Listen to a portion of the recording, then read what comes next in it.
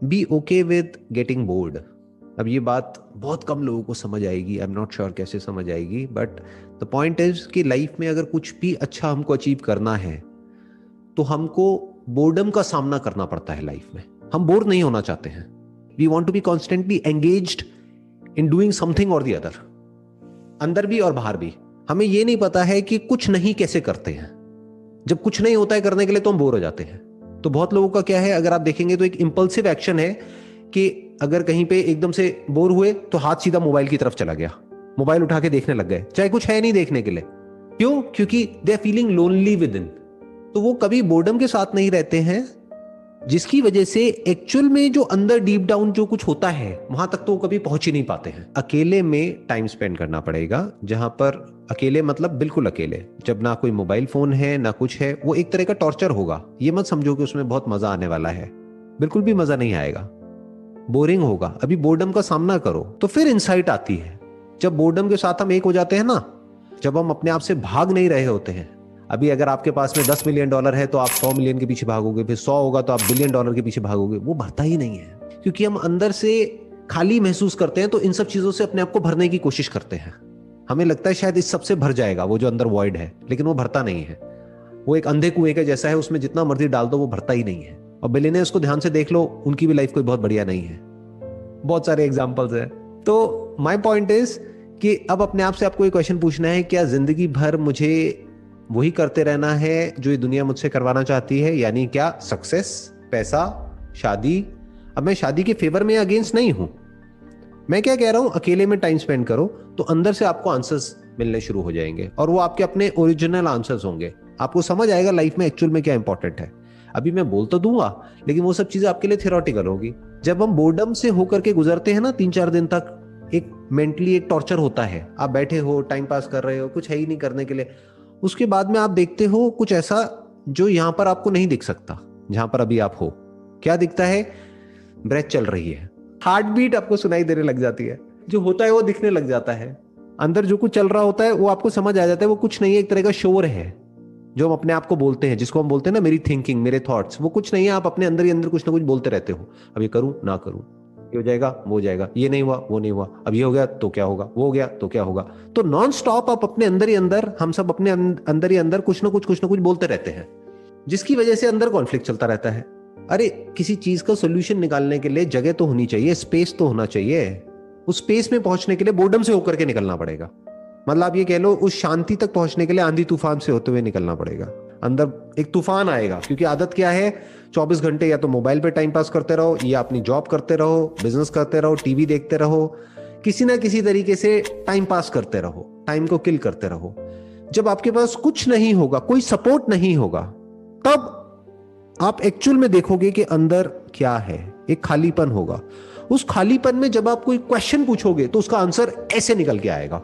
आप समझे मेरी बात? बिल्कुल ऐसे जैसे कोई कंप्यूटर है और वो ऑलरेडी हैंग हुआ पड़ा है।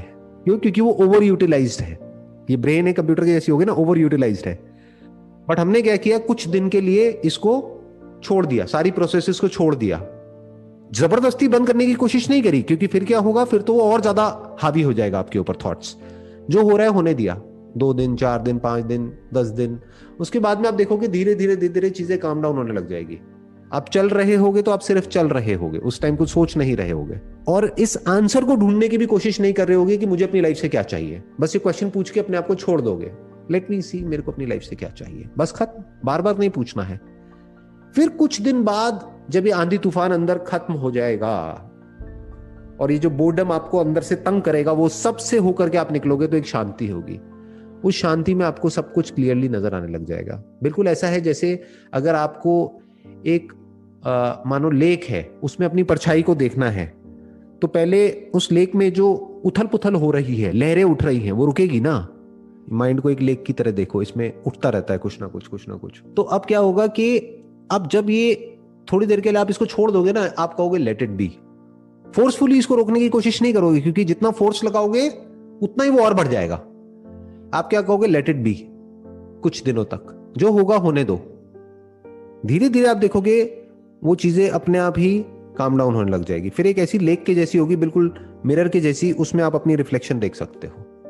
आपको सब कुछ साफ साफ नजर आएगा।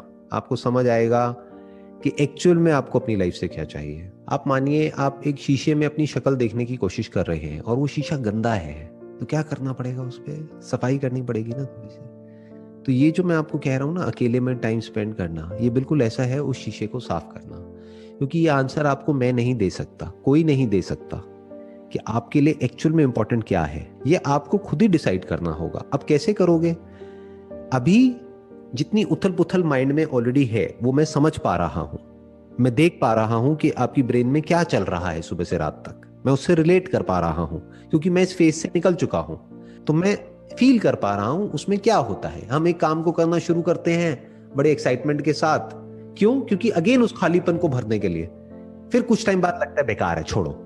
फिर एक जल्दी में एक डिसीजन लेते हैं, कभी मन करता है सब कुछ ही पकड़ लो, कभी मन करता है सब कुछ ही छोड़ दो, मन करता है भाग जाओ सब छोड़ छाड़ के, मन करता है कि ये कर लो, कभी मन करता है छोड़ो इसमें भी कुछ नहीं पड़ा। तो there is lot of confusion here. अंदर एक तरह की महाभारत चल रही है, चक्रव्यूह है जिसमें हम फंस गए हैं जा करके। तो मैं आपको रास्ता बता रहा हूं कि उस चक्रव्यूह से निकलते कैसे हैं, कि उसका तरीका क्या है। क्योंकि ये काम जो मैं आपको बता रहा हूं ये मैंने लाइफ में एक बार नहीं किया है, बहुत बार किया है। पिछले 10 साल में, उससे पहले नहीं किया था, बट 10 साल में आप कह सकते हो कम से कम भी नहीं तो मैंने 20 बार, यानी साल में ऑन एन एवरेज 2 बार एक एक हफ्ते के लिए मैं जाता हूं किसी ऐसी जगह पर जहां पर मेरे पास में करने के लिए कुछ भी नहीं होता है।